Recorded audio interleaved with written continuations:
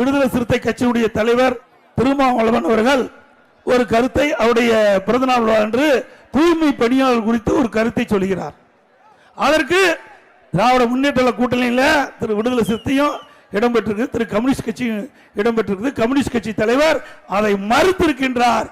திரு திருமாவளவன் சொன்ன கருத்து சரியல்ல அப்படி என்று அந்த கூட்டணியில் இருக்கிற கட்சியுடைய மற்றொரு கட்சியுடைய தலைவர் திரு சண்முகம் அவர்கள் தெளிவுபடுத்தியிருக்கிறார்.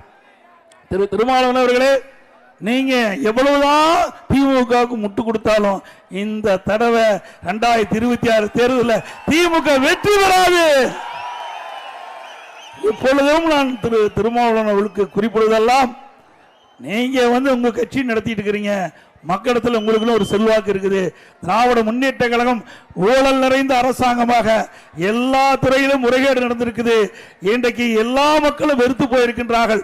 அரசூழியல் போராட்டம், விவசாயிகள் போராட்டம், போக்குவரத்து தொழில் போராட்டம், தூய்மை பணியாளர் போராட்டம், போராட்டம் போராட்டம் என்று தமிழ்நாடு போராட்ட களமாக மாறி இருக்குது. அதற்கு நீங்கள் துணை போக வேண்டாம். அவள் செய்கின்ற பாவத்தை நீங்கள் சுமக்க வேண்டாம் என்று மீண்டும் உங்களுக்கு அன்போடு நேரத்தில் கேட்டுக்கொள்கின்றேன்.